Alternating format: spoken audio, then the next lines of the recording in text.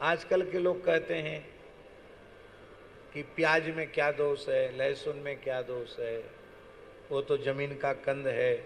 आलू खाते हो कि नहीं खाते हो, अरबी खाते हो कि खाते हो, क्यों नहीं खाते हो, गाजर में क्या दोष है, बैगन तो बहुत बढ़िया चीज है, बैगन में क्या दोष है, अरबी में क्या दोष है। ऐसा लोग आजकल के लोग कहते हैं। और लोग तो कहते हैं महाराज प्याज लहसुन तो इतनी फायदे की चीज है, बहुत फायदेमंद है। प्याज खाने वाले उसके बड़े बड़े यश का गान करते हैं, गुणों का बखान करते हैं। तो इसका मतलब तो यह है कि गाजर प्याज लहसुन ये सब खाने वाले कभी बीमार नहीं पड़ते होंगे, कभी बूढ़े नहीं होते होंगे और कभी मरते भी नहीं होंगे। ऐसा कोई देखा आपने? प्याज लहसुन गाजर खाने वाला कभी बीमार न पड़ा हो, बूढ़ा न हुआ हो, मरा न हो, कभी देखा सुना आपने? ये सब व्यर्थ की बात है। एक सज्जन ग्वालियर में आए, बोले हम बड़ी श्रद्धा से गाजर का हलवा बना के लाए हैं, बढ़िया भारतीय देसी गाय के दूध का प्रयोग करके, आप लीजिए। मैंने कहा हमारे ठाकुर जी को भोग नहीं लगता, हम नहीं लेते। अरे महाराज क्यों नहीं लेते हैं? गाजर आप नहीं खाते हैं? अरे राम राम, बहुत फायदे की चीज़ है। जाने कौन सा विटामिन बताया कि ए विटामिन, जाने सी विटामिन कौन सा होता है, नेत्र ज्योति के लिए बहुत अच्छा होता है। अब जो सज्जन बता रहे थे ना, वो खुद ही बहुत भारी पावर का चश्मा लगाए हुए थे। मेरा ध्यान चला गया उस पर। तो हमने ये नहीं कहा उनको कि आप, हमने सीधे ही उनसे कहा कि चलो हम तो नहीं खाते हैं, आप खाते हैं कि? अरे महाराज मैं तो सवेरे नाश्ता में गाजर ही खाता हूँ, गाजर का जूस पीता हूँ, गाजर सब्जी में लेता हूँ, सलाद में लेता हूँ, तो हलवा तो हमको बहुत प्रिय है। फिर मैंने कहा तुम्हारी आँख की ज्योति क्यों नहीं बढ़ी? तुम तो इतना मोटा चश्मा लगाए कि चश्मा निकाल दो तो तुमको दिखाई ना पड़े। बोले क्या करें, वो वीकनेस हमारी आंखों में शुरू से ही है। अरे तो गाजर ने क्या काम किया तो सो तो बताओ। तो चुप हो गया। क्या उत्तर देता? क्या दोष है? सबसे बड़ा दोष है जिन पदार्थों को ऋषियों ने खाने का निषेध किया है, उन पदार्थों के भक्षण से हमारे भीतर रजोगुण और तमोगुण की वृद्धि होती है। तो रजोगुण तमोगुण की वृद्धि कारक जो तत्व हैं उनको नहीं खाना चाहिए। जो शुद्ध सात्विक तत्व हैं, और इसका सबसे बढ़िया विज्ञान आचार्य जी यही है कि जो वस्तु भगवान को भोग नहीं लग सकती है उस वस्तु को हम आहार के रूप में न लें। अपने आप हमारा आहार शुद्धि हो जाएगी, अपने आप आहार शुद्धि हो जाएगी।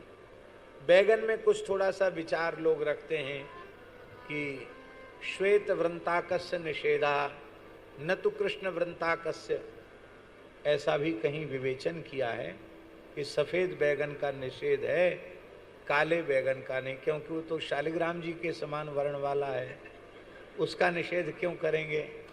लेकिन हमको ऐसा लगता है कि ये बैगन खाने वालों ने ही अपनी पंडिताई उसमें प्रविष्ट करा दी। अरे नहीं खाओगे बैगन तो क्या हानि हो जाए। तो जो वस्तु भगवान को भोग नहीं लग सकती है उस वस्तु को आहार के रूप में नहीं। पुराणों में स्पष्ट मैंने अपनी आंखों से पढ़ा है, मूल पारायण में, इसमें श्राद्ध पक्ष चल रहा है। गाय के गव्य पदार्थ से इतर भैंस अथवा बकरी के दूध या दही का प्रयोग होते ही, घी का प्रयोग होते ही श्राद्ध तत्काल नष्ट हो जाता है। उसको भूत प्रेत पिशाच ग्रहण कर लेते हैं, वो पितरों तक नहीं जाता है। अब ईमानदारी से बताओ, कर्मकांड कराने वाले ब्राह्मणों से हम बड़ी विनम्रता से पूछ रहे हैं कि आप अपने यजमानों का श्राद्ध कराते हैं या आपके यजमान आपको श्राद्ध में भोजन कराते हैं, तो वेद लक्षणा भारतीय देसी गाय के दूध दही घी से कौन रसोई बना के जमाता बताओ? सब डेयरी का पन्नी का दूध और सब बाजार का घी।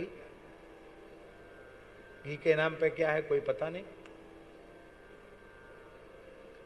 इसलिए धर्म का पहले तो लोग धर्माचरण ही नहीं कर रहे हैं, और धर्माचरण कर रहे हैं तो उसकी शास्त्रीय मर्यादा में नहीं कर रहे हैं, इसलिए उसका परिणाम उनको मिलता नहीं है।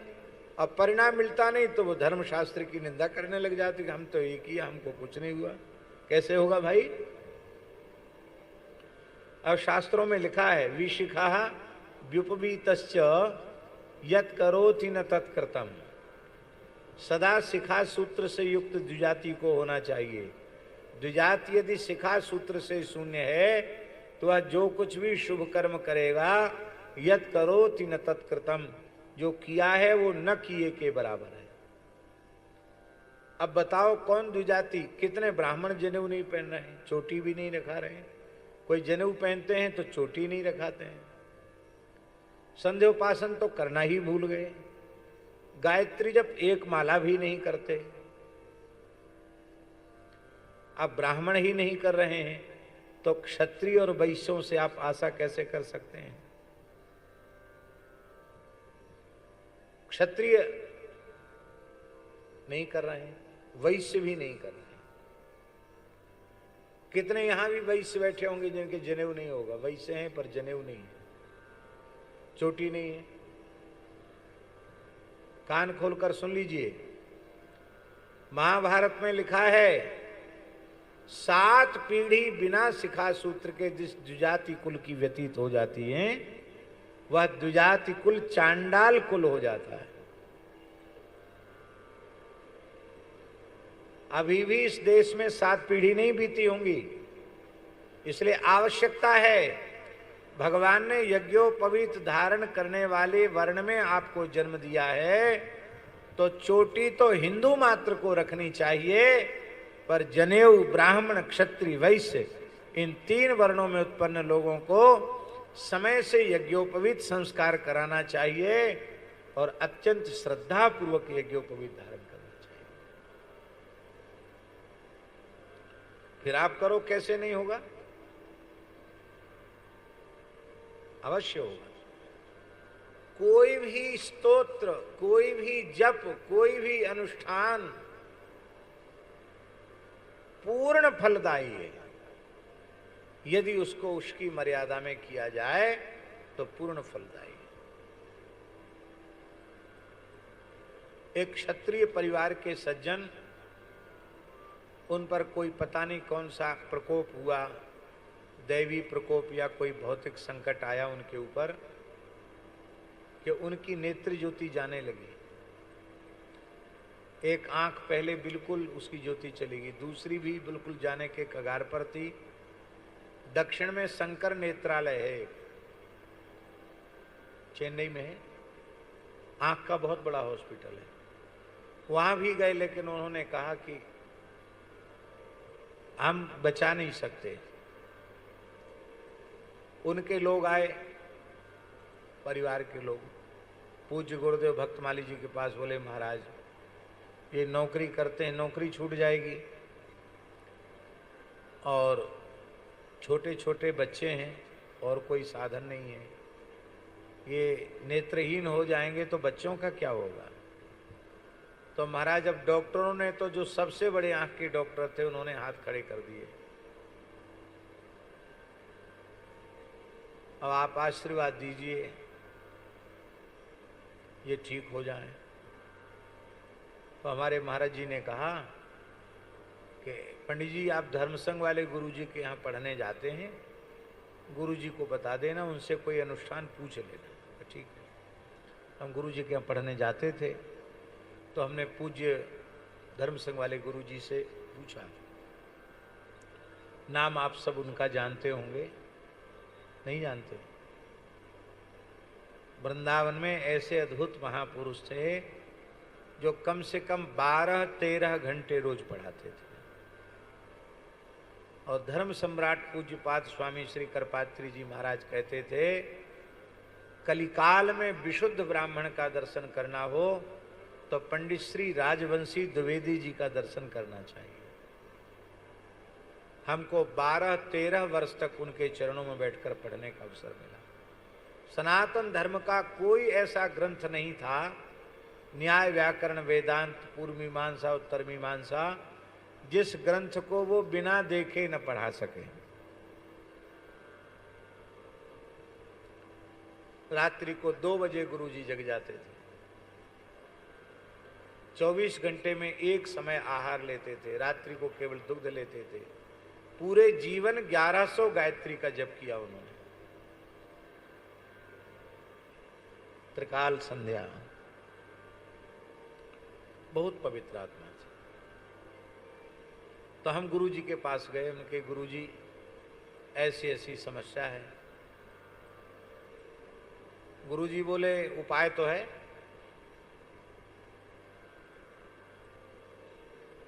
लेकिन वह तब होगा जब आप करोगे,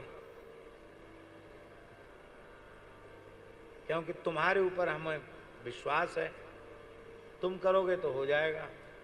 ठीक है गुरुजी, वैसे तो कोई सकाम अनुष्ठान हम करते नहीं, आपकी आज्ञा कर देंगे। तो गुरुजी ने विधि बताई, 41 दिन का अनुष्ठान करना है। पंचांग देख करके मुहूर्त बता दिया और गाय के गोबर से थोड़ा स्थल लीप करके उसमें ताम्रपात्र रख करके षटकोण लग करके उसमें प्रणव या ह्रीं जो सूर्य का बीज है वो अंकित करके फिर उनका सूर्य भगवान का उसी में पूजन करना और खड़े होकर 12 पाठ आदित्य हृदय स्तोत्र के करना, प्रातः 12 मध्याह्न 12 सायं, और उतने ही संख्या में चाक्षुषी विद्या के पाठ करना। यही अनुष्ठान।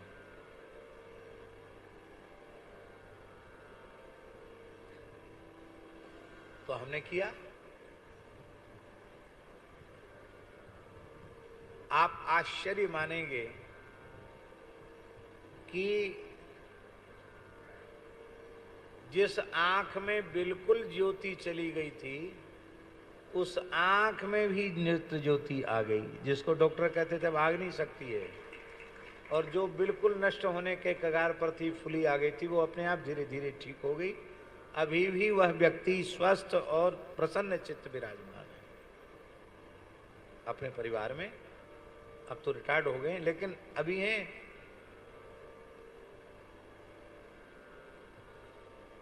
तो गुरुजी ने सुनाया कि ये अनुष्ठान हमारे गुरुजी महाशय जी के द्वारा बताया हुआ है। काशी में पूज्य गुरुजी महाशय गुरुजी थे, जो उस समय के अभिनव पाणिनि कहे जाते थे, षडंग वेद के बड़े विद्वान थे। महाशय गुरुजी, महाशय जी की परंपरा है, उनसे पढ़े थे गुरुजी। बोले उनकी एक छोटी बिटिया थी, उसकी आंख की ज्योति चली गई, दोनों ज्योति, आंख बिल्कुल अंधी हो गई, इतनी अंधी हो गई कि उसको लाइट जले तो भी पता न चले, सूर्योदय हो तो भी पता न चले। अंग्रेजी जमाना था, तो अंग्रेज डॉक्टर के पास ले जाना पड़ा उसको। यद्यपि महाशय जी बहुत शौचाचार वाले थे, मिलेच्छ की छाया न पड़े इस प्रकार के थे वो, लेकिन बिटिया थी, उसको ले जाना पड़ा। अंग्रेज डॉक्टर था, उसने चेकअप किया और उसने कहा इसकी आंख समाप्त हो गई, अब इसको लाना बेकार है। हाँ, इसकी पीड़ा कम हो जाए इसके लिए दवाई दी जा सकती है, बाकी अब आंख की ज्योति फिर से आने वाली नहीं, ये खत्म हुई इसकी आंख। तो वहां से लौट के आए तो सब लोग घर में रो रहे थे। तो महाशय गुरुजी ने कहा क्यों रो रहे हो? बोले डॉक्टर ने कह दिया अंधी हो गई, अब इसकी आंख नहीं आएगी। तो महाशय जी बोले डॉक्टरों पर विश्वास है, दवाओं पर विश्वास है, धर्मशास्त्र पर विश्वास नहीं हो तो क्या होगा? नेत्र के अधिष्ठात्र देवता भगवान सूर्य हैं, यदि सूर्योपासना ठीक से की जाए तो इसकी नेत्र ज्योति आ जाएगी। पर कोई करे बहुत निष्ठापूर्वक तो आ जाएगी। तो गुरुजी कहते थे, हम विद्यार्थी थे गुरुजी के, हमने कहा गुरुजी हमारी बहन है, आपकी पुत्री है, मेरी बहन है, हम करेंगे अपनी बहन के लिए, आप जैसे कहोगे कठोर से कठोर अनुष्ठान हम करेंगे। तो यही अनुष्ठान महाशय जी ने 41 दिन का बताया। और बोले हम 22वां दिन चल रहा था कि वो बहन जो गुरुजी की बिटिया थी उसको प्यार में बिन्नी कहते थे, बिन्नी। तो बिन्नी खटिया पर बैठी थी, तो उसने कहा गुरुजी से, धर्म संघ वाले गुरुजी से, भैया क्या सूर्योदय हो गया है? तो उनको लगा कि इसको तो पता ही नहीं चलता था कि सूर्योदय हुआ कि सूर्यास्त, इसको कैसे पता चला? तुमको दिख रहा है? बोले हाँ सूर्योदय हो गया, दिख रहा है। तो बोले ये क्या है? तो कहा आपका दाहिने हाथ का पंजा है। अच्छा ये क्या है? बोले अंगुष्ठ है। ये क्या है? बोले ये तर्जनी है। ये क्या? बोले मध्यमा है। ये क्या है? बोले अनामिका है। ये क्या है? कनिष्ठिका है। बढ़िया दिख रहा है इसको। तो गुरुजी से कहा, महाशय गुरुजी से, कि बिन्नी को तो दिखने लग गया। बोले किसी के सामने इसका प्रकाश मत करना है, 41 दिन पूर्ण होने दो। और 41 दिन जब अनुष्ठान पूरा हुआ, बोले अब उस डॉक्टर को दिखा के लाओ जिसने कह दिया था कि अब आंख ज्योति आ ही नहीं सकती, उस डॉक्टर को दिखा के लाओ। तो डॉक्टर देखते ही चिल्ला पड़ा, अरे इसको क्यों लाए हो, इसकी आंख तो अब ज्योति आएगी नहीं। बोले इसको पढ़वा के देख लो, सब पढ़ती है ये। उसको आश्चर्य हुआ डॉक्टर को। जर्मन का डॉक्टर था, वो बड़ा डॉक्टर था। उस डॉक्टर ने कहा कि ये कैसे हो गया, आश्चर्य है, क्या खिलाया, कौन सी दवाई दिया? बोले कोई दवाई नहीं दिया, हमारे गुरुजी ने अनुष्ठान बताया, उसके प्रभाव से ये हुआ। तो उसने कहा कि दंडोत प्रणाम महाराज जी। बोले गुरुजी को का दर्शन हम कर सकते हैं क्या?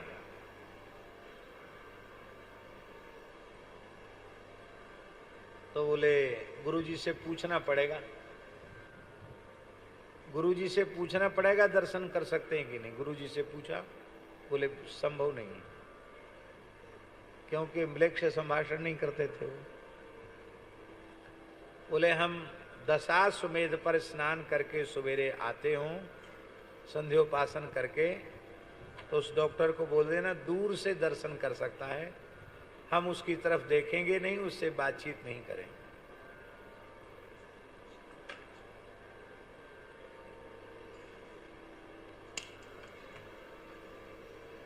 हम उससे बातचीत नहीं करेंगे।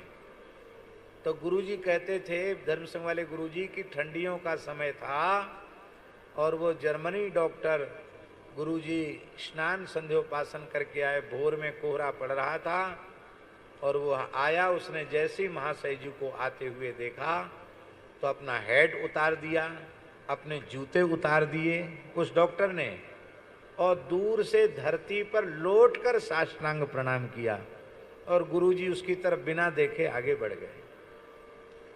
कहते ये दृश्य हमने अपनी आंखों से देखा।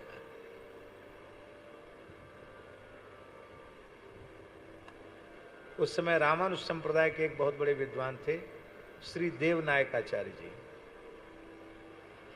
जो पूज्य धर्म सम्राट स्वामी करपात्री जी के दक्षिण बाहु माने जाते थे। वो महाशय जी के ही शिष्य थे, उन्हीं से पढ़े थे। महाशय जी के शिष्य, हमारे धर्म संघ वाले गुरु जी भी महाशय जी के शिष्य थे, उनसे पढ़े थे। ये बात हम इसलिए कह रहे हैं कि हमारे यहाँ जो कुछ लिखा है वह सर्वथा सत्य है, उसमें मिथ्या की कल्पना मत करना। बाकी जिस मर्यादा से हमें करना चाहिए उस मर्यादा से हम नहीं करते। केवल भागवत का मूल पारायण सविधि कर दिया जाए तो असाध्य कार्य भी सिद्ध हो जाएगा, और ऐसे अनेकों चमत्कार हुए हैं।